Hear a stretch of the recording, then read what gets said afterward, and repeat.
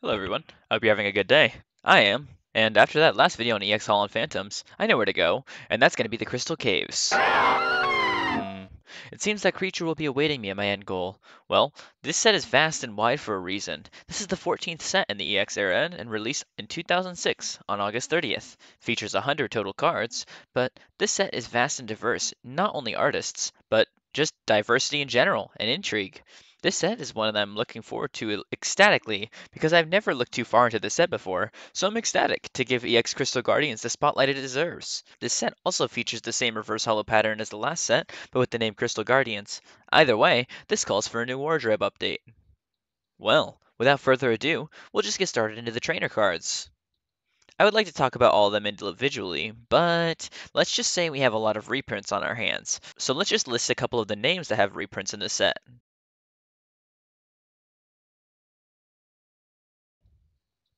Alright, I think we're good now. I would say that the only notable thing here is that one artist, Big Mama Tagawa, is no longer illustrating new cards or reprints, which is unfortunate to see, because I remember liking a lot of their previous cards.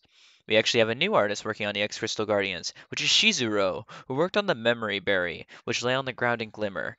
The Crystal Beach, also, which showcases a soft beach with nice colors and some crystals on the ground. For a new artist, these simplistic 3D cards are quite nice. Takumi Akabane had one reprint, but worked on the Cessation Crystal as well, which shows a very realistic rock and a glowing bright blue light in the back, the Crystal Shard, which looks to be some kind of quartz with the sun falling above it, and the Mysterious Shard, which is a purple crystalline cube with a black background. Simplistic trainers, but the crystal cards work well for a crystal-themed set. And finally, for trainers, we have Koki Saito, who worked on the Castaway, which sits sadly by the beach as the sun pokes through. Our first artist is Ayakusube, working on this cute little Lotad, which floats atop some water with other lily pads around it, and the Aeron, which looks up as it's inside of a cave with glowy crystals all around it, and palm trees sit above it. These two Kusube cards really exude that style that makes us appreciate Kusube's artwork. Next, we have to talk about Atsuko Nishida, who worked on this Whismer, which waddles around some caves as water crashes all around it.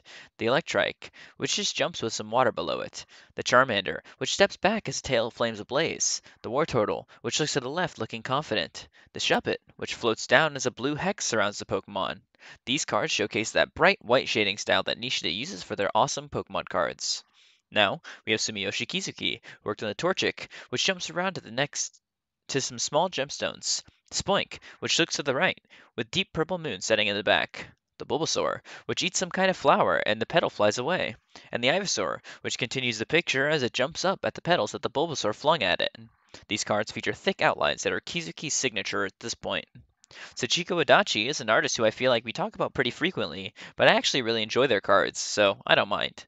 They worked on the Trico for this set, which looks to the right as it holds onto the side of the mountain, the Torchic, which runs along as grass and petals fly behind it, and the Combuskin, which stands atop a mountain and readies its foot for a kick, with a super nice blue sky.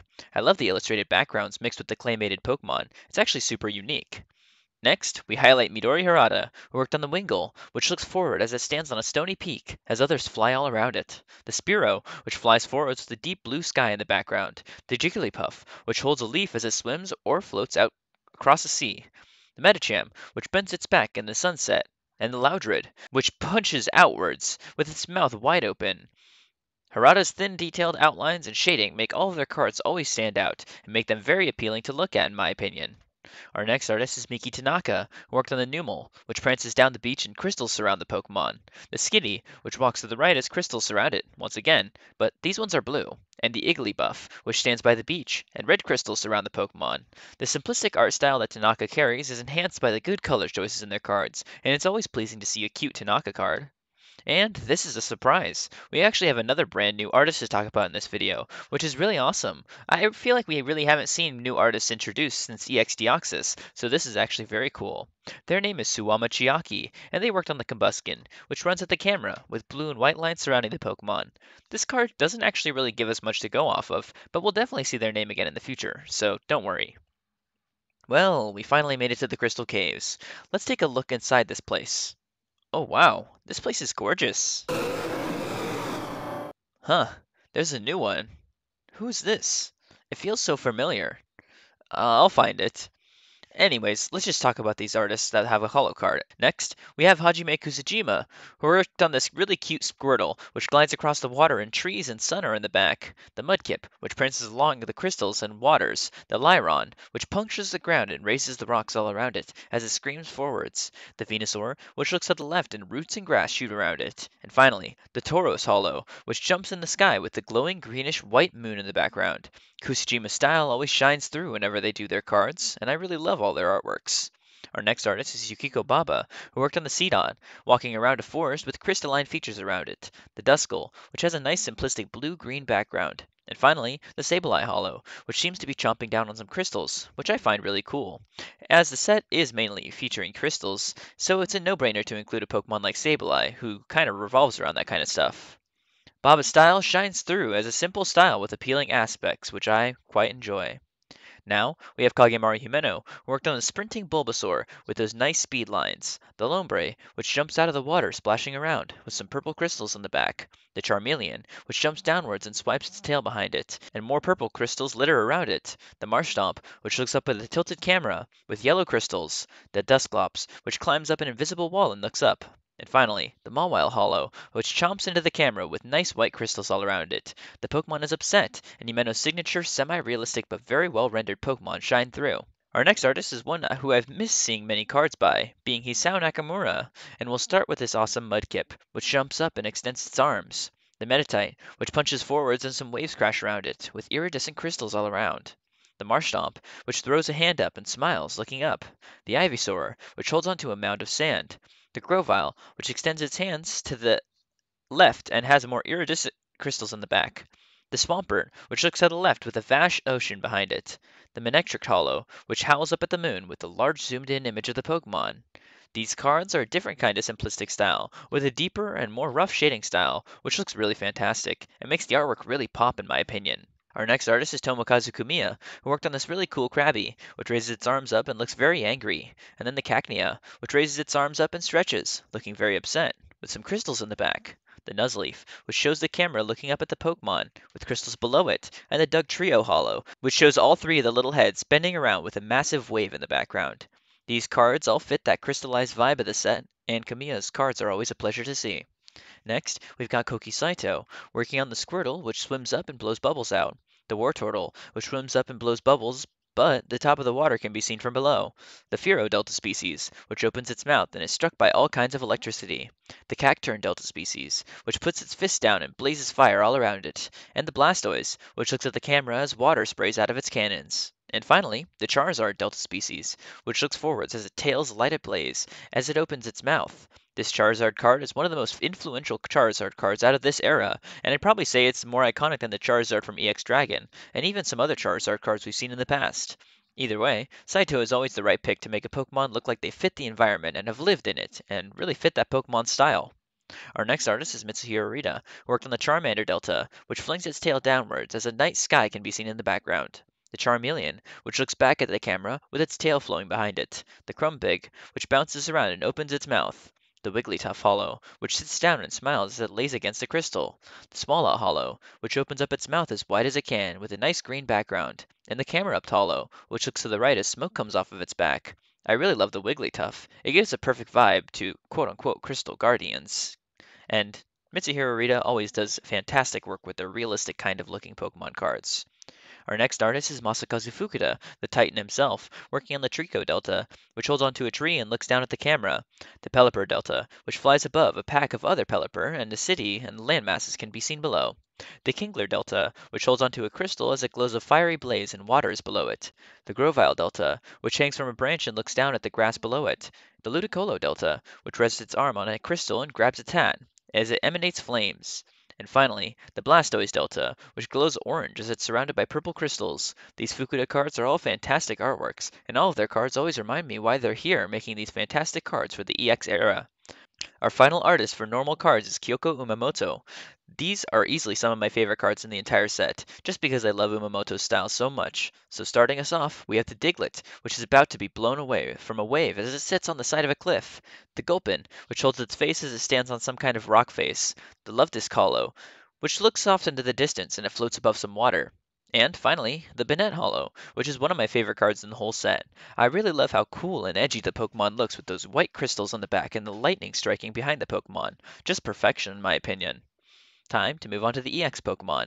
And starting us off, we have Ryo Ueda, making this really cool looking Aggron EX, which pushes its hand off as flames erupt behind it. There's just one thing that I find interesting about this Aggron card. Aggron was one of the very few Pokemon to receive multiple different EXs, but the previous one was illustrated by Hikaru Koike, who I kinda miss for that dark shading style that they used to have, and it's something that I don't think we'll really see ever again, imitated by any other artists, which is really unfortunate. But Ueda's Aggron is still very awesome. Anyways, Ueda also did the Shift Tree EX, which flies forwards with its arms extended, and speed lines are behind the Pokemon. And finally for them, the Swampert EX, which pushes its hands forwards and has this really nice green background with circles all around. Our previously mentioned new artist Shizuru has their chance to shine with 3 EX Pokemon, being the Delcatty EX, which runs along with some nice light blue crystals glimmering in the background, the Jirachi, which looks up at the sky as more crystals surround the Pokemon and it smiles, and the Sceptile EX Delta species, which is actually a really cool idea, as we previously haven't seen a Delta species EX, and it's just a new idea that works really well for Sceptile here. Next, we've got Mitsuhiro Rita's EX Pokemon, being the Blaziken EX, which raises onwards and kicks forwards as it curls up into a ball with a very striking blue background. And the Exploud EX, which looks up at the camera as it sticks its arms outwards and grins. These two by Arita are nice semi-realistic interpretations of EX Pokemon. And we have actually 2 more new artists for the set. So we'll start with Yasuki Watanabe, who worked on the Kyogre EX, which swims along with its mouth wide open, and a nice green background sits behind the Pokemon. This card does look quite nice, and I like the blue aura around the Pokemon. Plus, I just like the vibe of the card.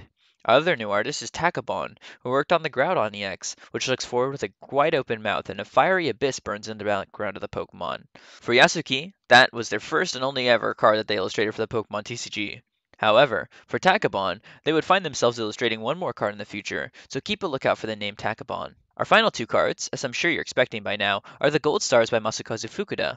Firstly, we have the Alakazam Gold Star, which extends its spoon outwards and its mustache flows in the wind as a nice green background swirls in the back. I actually do like the pose of the Pokemon, as well as the shiny coloration. The other Gold Star that Fukuda worked on is the Celebi Gold Star, and I mean, just look at these awesome colors. The striking red mixed with the pose of the Pokemon makes it really feel mythical, mixed with that blue background that has a white spot, and it irradiates behind the Pokemon, which is a very nice touch.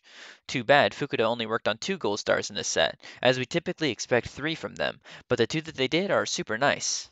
And that was EX Crystal Guardians. This set is absolutely stuffed with fantastical and wonderful Pokemon that give us a super good wrap up for the 3rd generation, and it feels like every single set is banger after banger, as we still have 2 more sets to cover after this, which seems a little crazy to me.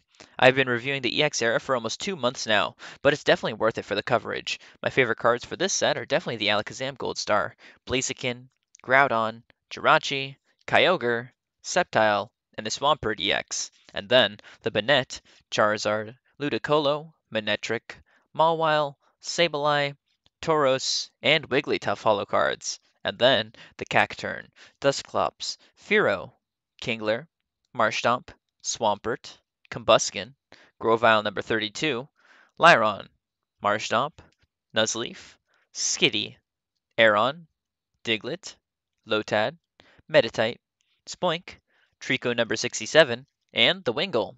This set is one for the ages, and I'm super excited to release my next set related video, being EX Dragon Frontiers, what many would say to be the penultimate set in the EX era. If I were to rate this set on a scale from 1 to 10, I'd give it an 8.2 out of 10. I love it a lot, and in many ways, but I think that EX Holon Phantoms just edges it out a little bit. I think that the EX cards and the Gold Star cards in this set are a little bit stronger from my personal perspective though, but I just like the Delta species Pokemon in EX Holon Phantoms just a little bit more. But anyways, this is all for fun, so disregard it as a solid statement of fact or anything like that. Anyways, join me in my next video where I will be covering EX Dragon Frontiers. Hope you guys have a great rest of your day, and I'll catch you guys in the next one.